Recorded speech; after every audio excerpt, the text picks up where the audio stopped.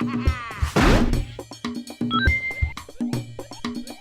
everyone, my name is Shams. Like Fred said, I'm a producer at Paradox and also do some business development stuff, and together we try to find new games and stuff. So I'm here to present the lineup for this event and talk about a couple of new games and talk about the Paradox process for finding new games and touching upon some of the subjects that Fred spoke about earlier.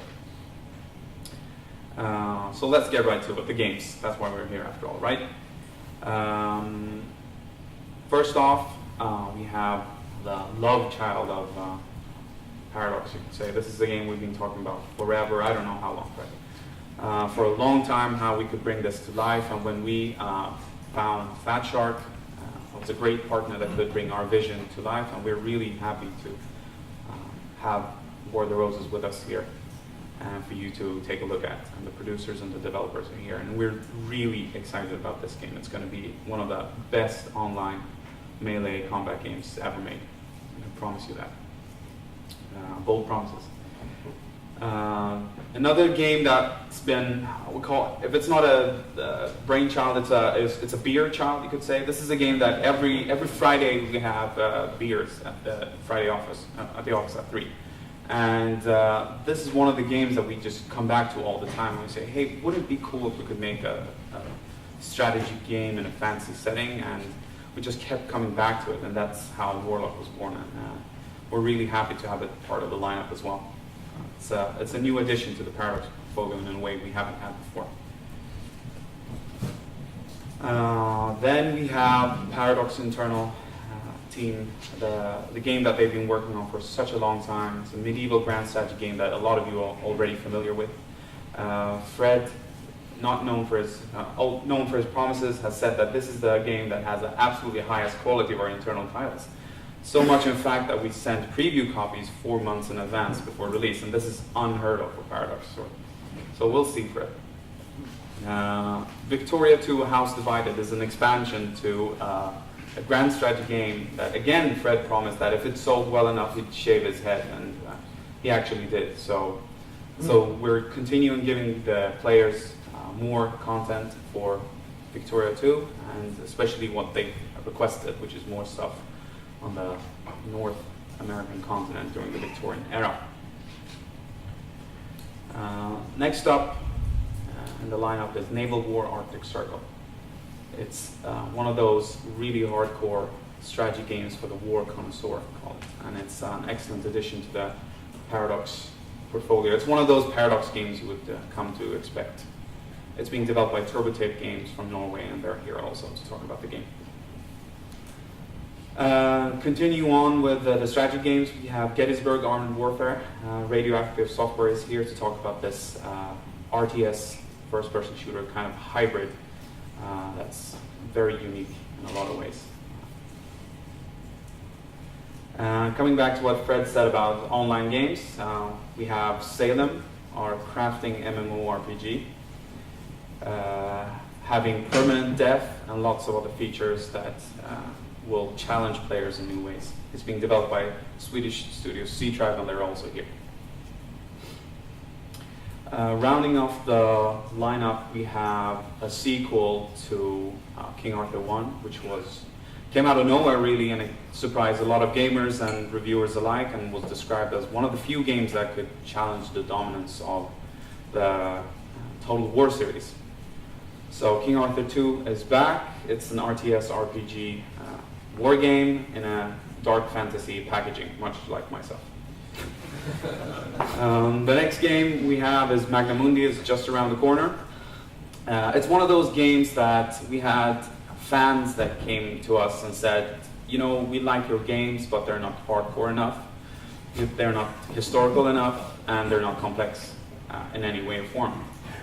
We have this idea. And they pitched it to us, and it's a pretty complex game, you could say. So it's really a fan service kind of game. It's for the gamers.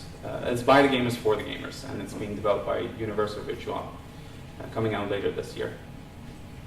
And from there, I'd like to move on to some of the new stuff. We have an extremely exciting year ahead of us.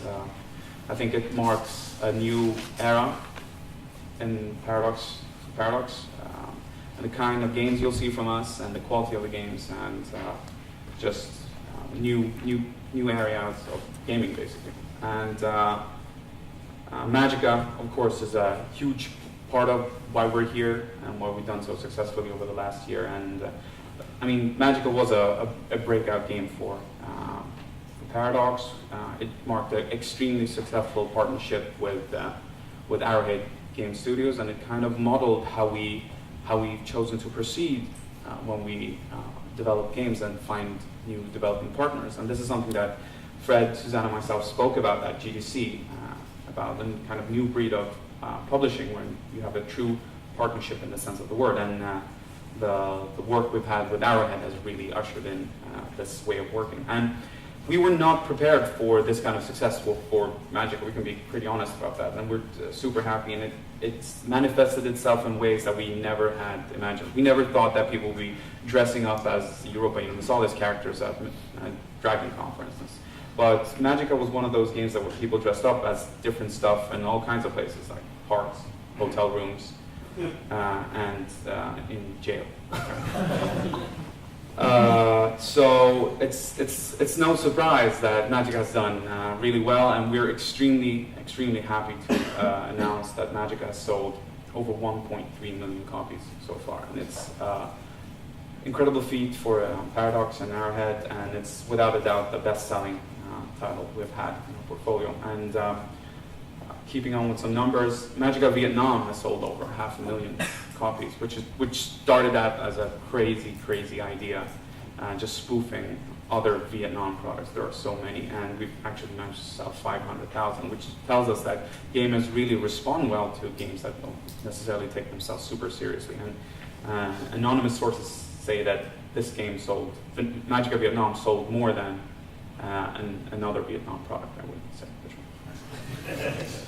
In total, Magica has sold over 4 million DLCs, showing that players really respond well to the model that we pursued with Magica, starting out with a smaller product priced at $9.99, and then listening to what kind of content they want, and then we release that kind of content as we go along. And we have really, like, an industry buzzword, attach rate is really good for Magica, but the gamers are really responding well.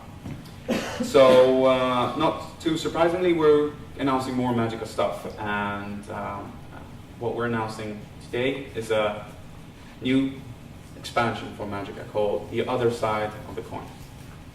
It's a new expansion coming out later this spring and has you playing as the other guys.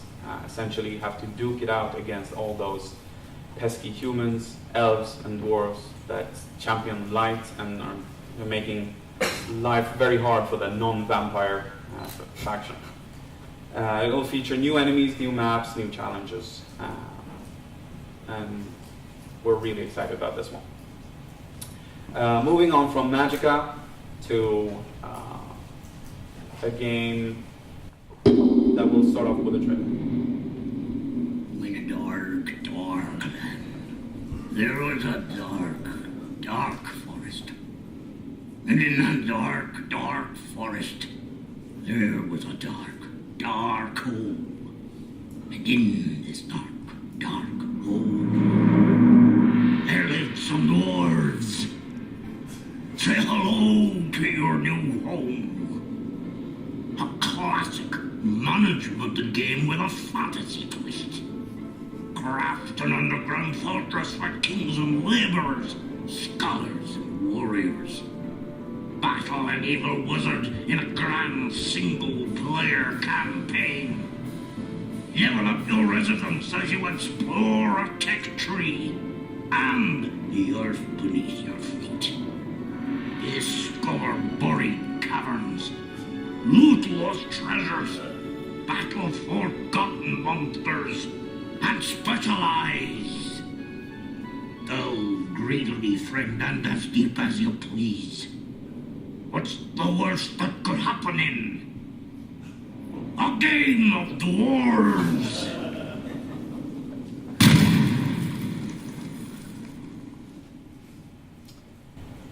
We're very happy to announce a game of dwarves.